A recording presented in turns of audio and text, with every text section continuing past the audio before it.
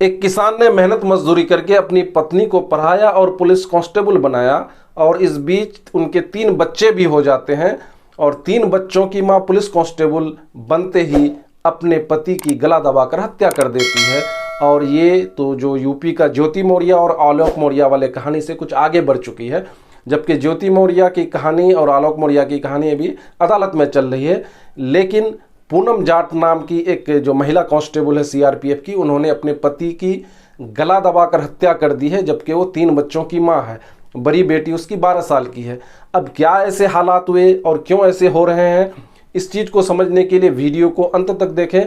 जय हिंद दोस्तों, मैं आलम फौजी। मैं कोशिश कर रहा हूं कि इस कहानी के फ्लैशबैक में जाकर के इन हालातों को समझने की कोशिश करता हूं, ताकि समाज में एक जो गलतफहमियां वो दूर हो और लोगों को एक सच्ची कहानी पता चले।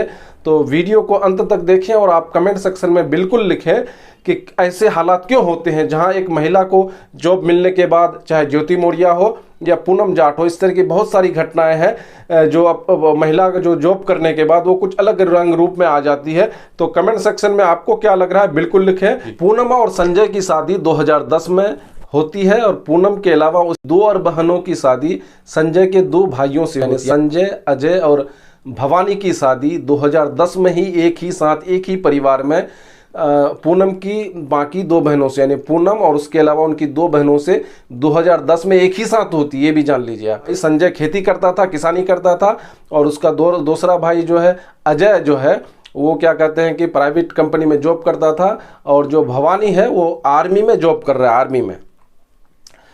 तो अब मामला आता है कि क्या हो ऐसे हालात होते हैं। पूनम की जब शादी होती है 2010 में, तो वो 9th पास होती है और शादी के बाद वो इच्छा जाहिर करती है कि मुझे आगे की पढ़ाई करना है। तो चूंकि संजय किसान होता है तो उसकी भी ख्वाहिश होती कि चलो अच्छी बात है भाई, तुम पढ़ाई करो। तो चूंकि उसकी बाकी 2 बहनें भी उस घर की बहू है, तो ये फैसला करना बड़ा डिफिकल्ट था, क्योंकि पूनम बड़ी थी, लेकिन उसके बावजूद ये फैसला लेना कि एक बहन पढ़े बाकी 2 न पढ़े। तो लेकिन खैर जैसे भी हो, संजय ने ये फैसला किया और उसको पढ़ाया। 2013 में वो 12वीं का इम्तिहान पास करती है और फिर इसी तरह कई एग्जाम देते देते 2014 में उसका सीआरपीएफ यानी सेंट्रल रिजर्व पुलिस फोर्स में जो पूनम जाट की है उसकी नौकरी लग जाती है और बड़ी खुशी से ज़िंदगी बीत रही। इसी बीच संजय और जो पूनम की है इसकी 3 बच्चे होते हैं। संजय और पूनम की जो बड़ी बेटी है 12 साल की सुहाना, वो फिलहाल 7th क्लास में पढ़ाई कर रही है। अब मामला कहाँ बिगड़ रहा है। पूनम जाट और राम प्रताप गुर्जर की प्रेम कहानी या अवैध संबंध की स्टार्ट 2.5 साल पहले होती है, जब दोनों की पोस्टिंग जम्मू कश्मीर साइड में होता है। इस बीच दोनों प्रेम में काफ़ी आगे बढ़ जाते हैं और परिवार पीछे छूटता जाता है।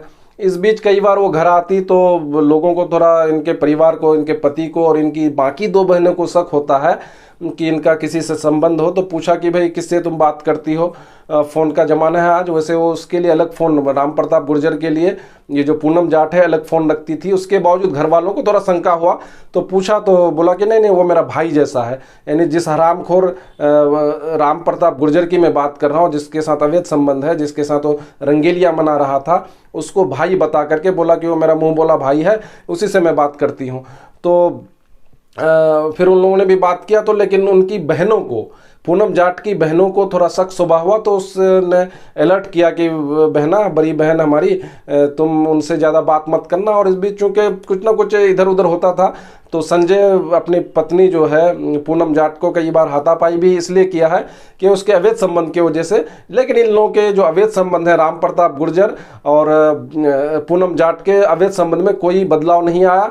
इस बीच पूनम जाट ने प्लानिंग कर ली कि भाई ऐसे नहीं जिया जा सकता है, तो क्यों ना अपने पति को ही रास्ते से हटा दिया जाए। इसी के तहत 31 जुलाई 2023 को जो पूनम जाट है अपने पति संजय जाट को फ़ोन करके दिल्ली बुलाता है। आपको ये भी बता दूं कि जो पूनम जाट है फिलहाल द्वारका सेक्टर 8 में तैनात है। मनीराम ने बताया कि उसका बेटा संजय जाट 8:30 बजे दिल्ली के लिए रवाना हुआ राजस्थान के भरतपुर से, और जब लास्ट उनकी बात हुई उसी दिन 31 जुलाई को 5:30 में, तो संजय ने बताया अपने पिता मनीराम को कि मैं अभी मेट्रो में हूँ, जब मैं पूनम के पास पहुँच जाऊँगा तो आपसे बात करूँगा। लेकिन उसके बाद दोबारा और बात नहीं हुई।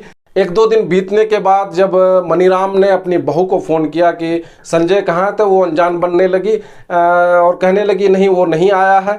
तो इसी में इन लोगों को शक शुबा होता है मनीराम और उनके परिवार को कि कुछ गड़बड़ हो सकता है। तो वो लोग चले आते हैं महिला के पास, यानी दिल्ली चले आते हैं।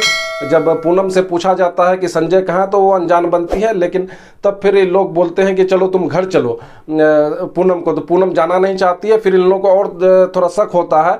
तो मनीराम और उनके परिवार के लोगों ने जो सीईओ सीआरपीएफ है उनसे बात की कि भाई ऐसा ऐसा मामला है। तो फिर सीआरपीएफ के सीईओ ने सख्ती से पूनम को बोला कि तुम अपने घर जाओ। तो आना काना कहने लगी, लेकिन फाइनली वो घर गई। 2-3 दिन तक, यानी 2 अगस्त 3-4 तक भी मनीराम और इनके परिवार ने और पूनम जाट की बहनों ने पूछने की कोशिश की कि संजय कहाँ है, तो अनजान बनती रहे। लेकिन फिर 4 अगस्त को खो थाना में भरतपुर के मनीराम ने एफआईआर दर्ज कर दिया संजय के गुमशुदगी का।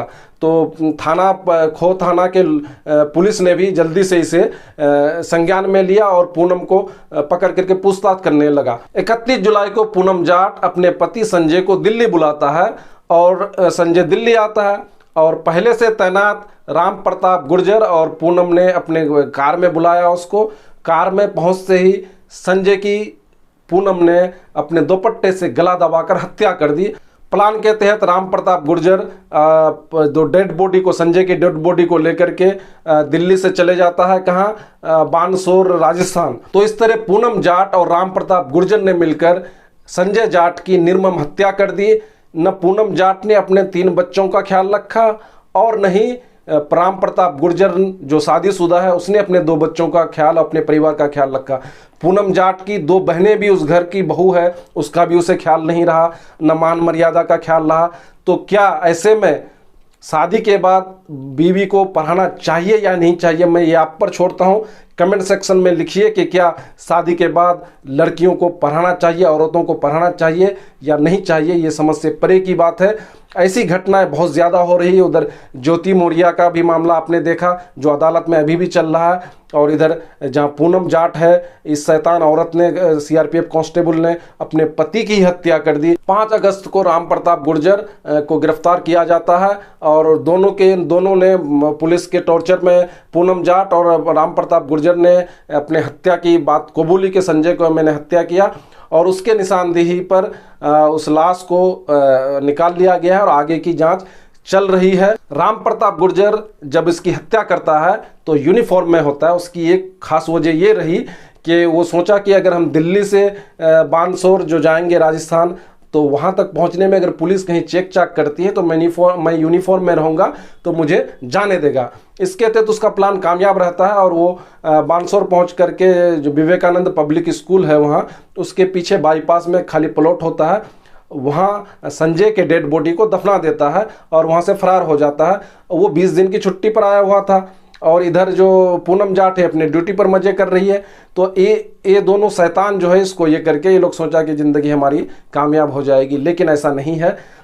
ऊपर भगवान है, अल्लाह है, देखता है। तो ऐसे शैतानों को बहुत जल्द पकड़ लिया गया है। ये सारी बेहद दुखद घटना है और इस दुखद घटनाओं के साथ ही मैं आप सभी से विदा लेता हूं। कमेंट सेक्शन में बिल्कुल लिखिए कि इस घटना से आपको क्या सबक मिला। इसमें कल्प्रिट कौन है? पूनम जाट है, राम प्रताप गुर्जर है या फिर पढ़ाई है? इन तीनों में कौन जिम्मेदार है इस निर्मम हत्या का? बहुत बहुत शुक्रिया। जय हिंद, जय भारत, जय भारत। सब लोग फॉलो क्यों नहीं करते मुझे? तुम लोगों को सांप सूंघ गया है क्या?